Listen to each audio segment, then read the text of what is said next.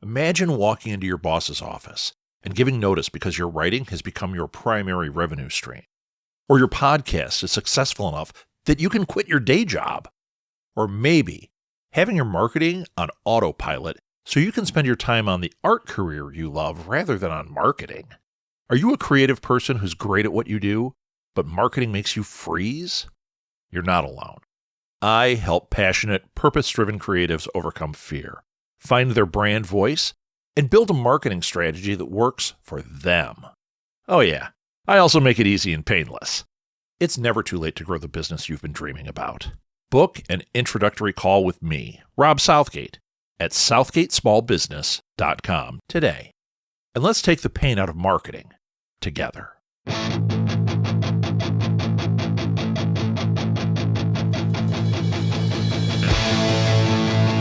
Welcome to Alley Chats. I am Rob Southgate. Today I have, what a shocker, I have another friend of mine on. I seem to be into this whole nepotism thing and promoting my friends.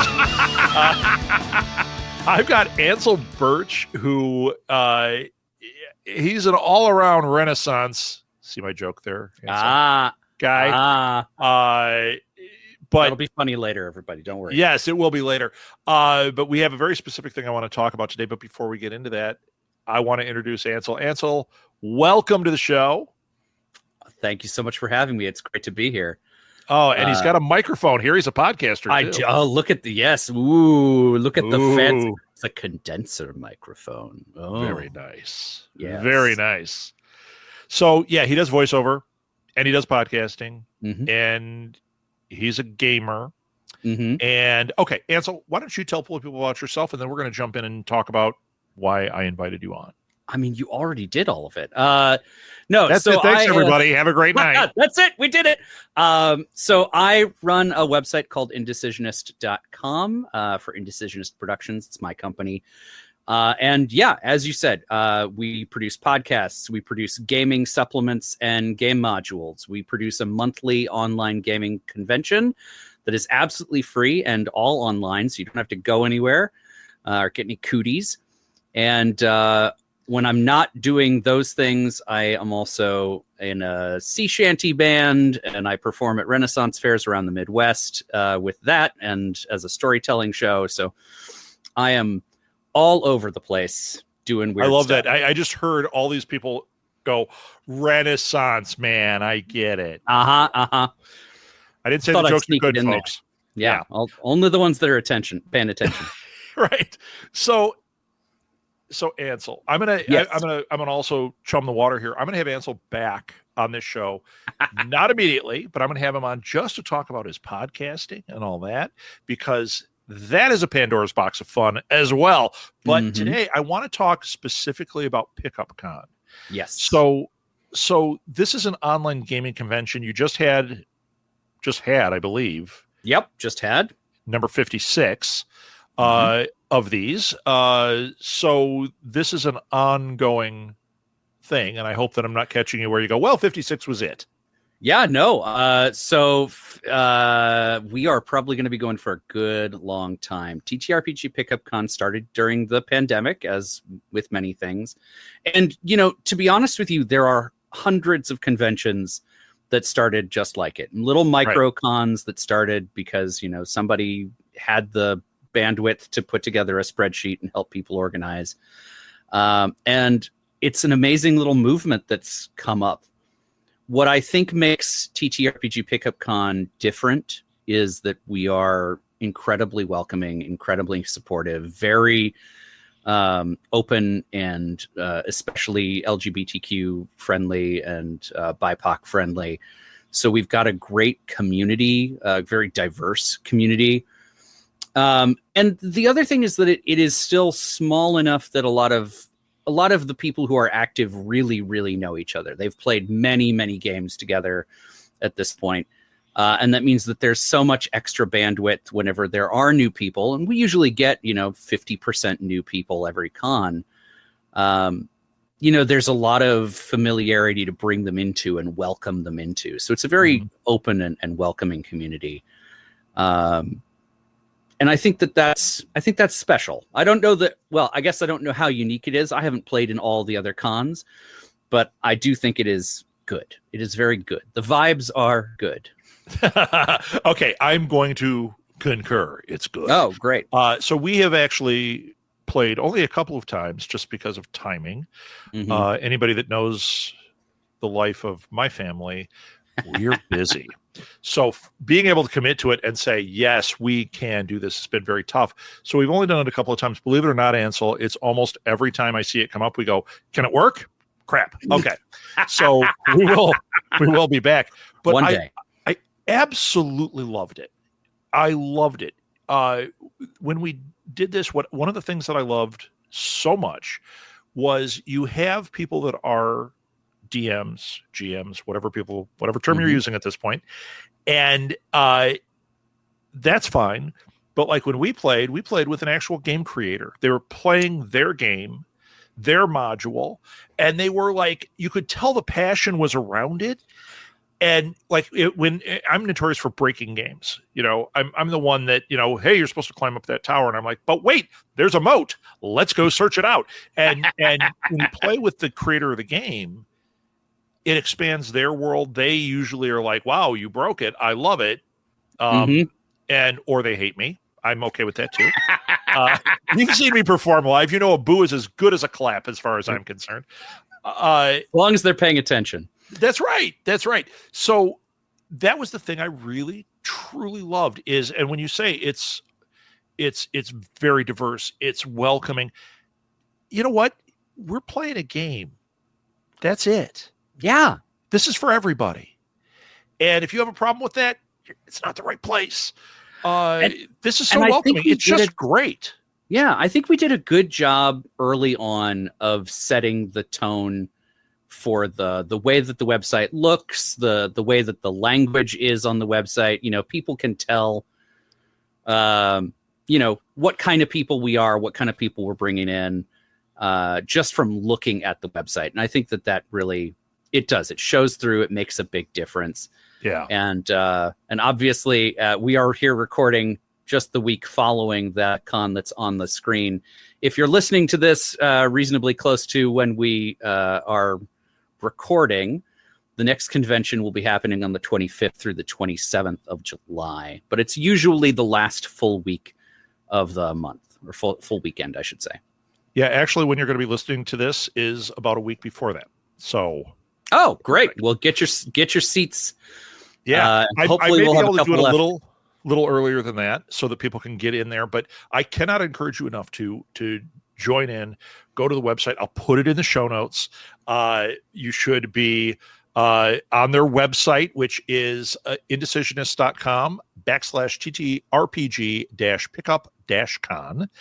And you can, if you want to be lazy about it, you can just do ttrpgpickupcon.com, all one, no punctuation, no slashes or dashes, and that'll redirect you straight there. Perfect. Even better. Yeah. And like I said, it's such a great concept. And I know there are other people doing it, but when I've looked at some of the other ones, it seems to be narrowcast. In other words, we only do horror games, or we only do D&D. Mm-hmm. And this, we played I don't remember. The one we played, I remember specifically, was like a D&D module that was Halloween themed. Oh, and there was a Pumpkin King and all this, and it was so much fun. And then you've played other things like, I've seen like things like Bunnies and Burrows and, Kids on Bikes. And I'm like, this is your chance to play these. And that's the hard thing, getting a group together, not only to play games, but then to keep it going. And here, hey, if you can't get your group to go, and when we did it, we put in our group and we got to have 4 of us all together that were from the same group, and then a couple other people that we made friends with. That's the way it goes. Yeah. That's the best. Yeah. It's the best. And that is sort of, you touched on one of my favorite ethoses of the whole thing, which is you're here to pick up your next favorite game, right? Right. So like the fact that we rarely have the same game multiple months in a row is one of the more exciting things about it. There are a few stalwarts, like there will almost always be a game of Masks in the con. Dungeons and Dragons does, of course, come back with some frequency, but there will be months where there are not two games from the same publisher in the whole con. And it's stuff like Bunnies and Burrows and Beacon Bone, or I'm actually designing a game right now called Deck. It's a pirate themed game where you use a deck of cards as your character sheet. It'll actually be releasing shortly after this podcast does. For perfect. Gen Con. Well, we're going to have to put a link in the show notes for that as well, so people can buy your game for sure. Have you ever played Mazes on there? I love Mazes, and I have run it several times. It's so much fun. It's so good. I was at GaryCon, and a friend of mine ran that, invited me to come up, and we played that, and we played the Star Wars RPG, which I had not played either.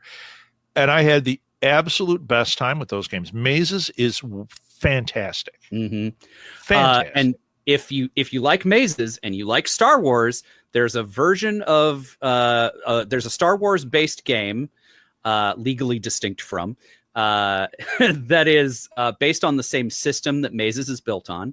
I actually just ran it at last week's event. It's called Rebel Scum, and it is delightful. It is explicitly an anti-fascist RPG where you get to punch space Nazis, and who doesn't love that? No, I'm all in on that. Right? That sounds amazing.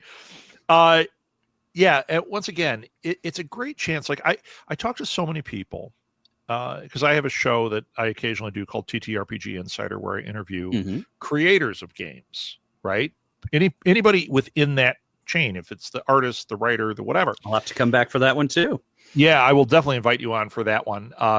It's kind of in a stasis right now. When it comes back, you're on. And but because of that show, I run into a lot of people that talk to me about this kind of stuff. And the number one thing they say is, I can't find a group to play with. My gaming store has their things, but they're full, or it's at a weird time. And I always talk about the Pickup Con. But the other thing is, like, I've been running into people. This is important. I've been running into people that are, old like me, in their late 50s, or, and they say, I would love to get into this. I've always been interested, but I have no idea. And I'm like, your gateway is the absolute perfect gateway. You can Most of our games are explicitly for new players. It's the best. Yeah, but like, I'm a player and I played and I just had the greatest time. But I think that's just it. When you get people that are like if you have your group and you're marching along, great. But for a lot of people, I want to try different games and I want to play with newbies, and because you learn so much from it. It's so much fun. Yeah. Well, and how many of us have 100 or more like PDFs sitting around in a Google Drive somewhere that we've never gotten to play the game for? Yeah. This is your chance. Let me talk about Stack of Shame at one point here. So the guy that runs TTRPG Insider, TTRPG Drive-Through RPG, that Drive-Through RPG. Yep. We didn't have TTRPG Insider yet, but because of Alley Chats, because of this show, I interviewed somebody and he reached out to me and we got talking a little bit, and he goes, "Hey, let me send you some PDFs." And then it was like 700 games later. I have so many PDFs, and I'm like, I need to run games. I don't know. It was just for a while there, just like every month is just sending me stuff. So if you go on there to have like new releases, like, okay, well, I just got the entire Doctor Who PDF series. I just got the entire whatever. I'm like, incredible. This is fabulous. But it was just because we were talking about it on our show, and it's crazy. That's great. Yeah. So my Stack of Shame is disgusting, and it's all sitting here. But I that's what I love about Pickup Con. Like, to me, it's like I look at that Stack of Shame even, and I'm like, ooh, I'm going to find a game that I have in there, and we're going to go play this thing. Yeah. And some of those games, the fun thing about it is that, like, it's DM-less, or it's only for a couple people. And so, yeah, finding the right people to join you on that game could be really difficult. It is. The con really does give you that opportunity to say, like, this is the weekend. There are going to be people around. And, not every game fills every time, but most of the time we manage to fill most of the games. And so, even if you get a really weird out there concept, if you're a game runner or you own a DM-less game that you want to get out there, it's free for the game runner too. Everybody gets to participate. That nobody's getting a cut out of this. It's purely out of the foolishness of my heart that I run this thing. What? You're rolling in the dough from your shanty band. So to you, oh yeah, like, I got that sea shanty cash. Those are Dublin bills, baby. Woo! The yo-ho bucks. The yo-ho bucks. Yo ho ho ho. Mm-hmm. Yeah, you're just spreading it around. Yeah. So there you go. That's what I wanted to have you on for, but I'm going to have you back for so many other things, Ansel. I hope the audience heeds my advice. You want to join TTRPG Pickup Con. You want to go to their website. You want to get in there and just play. It's so much fun, even if you're a newbie. When we played the first time, my wife had never played, and my daughter had only played one game. We played as a family. It was great. And then I hear her telling her friends, like, hey, some night we should all, like, when they're doing one, we should all just sign up and play. I'm like, that's how it should be. That's how it should be. Your thing should be just full of people wanting to play games and having fun, because you know what? It's hard to get into it if you're looking for a place, looking for a group. They're established or they're not, Well, and especially if you've had a bad experience before. I know a lot of folks, especially, maybe when they're in their like teens and 20s, they tried to get a group together, but no one was mature enough, or they didn't schedule it well, or somebody broke up with somebody else. And, those interpersonal conflicts and bad decisions can really color the way you experience a game.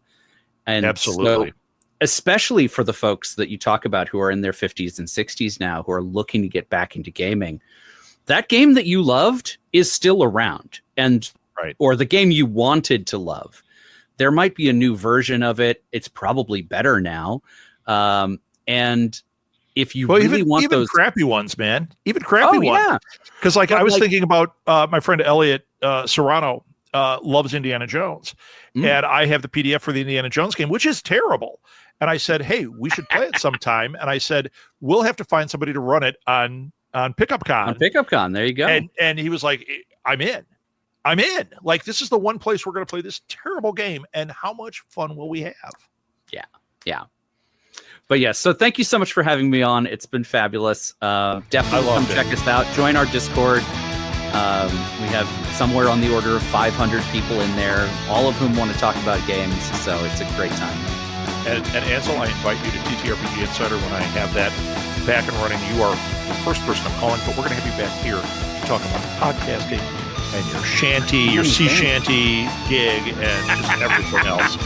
Ansel's too much. He's a lot of fun, and I'm just so happy we got to reconnect and have you on. Yeah, it was great. Thank you. Thank you.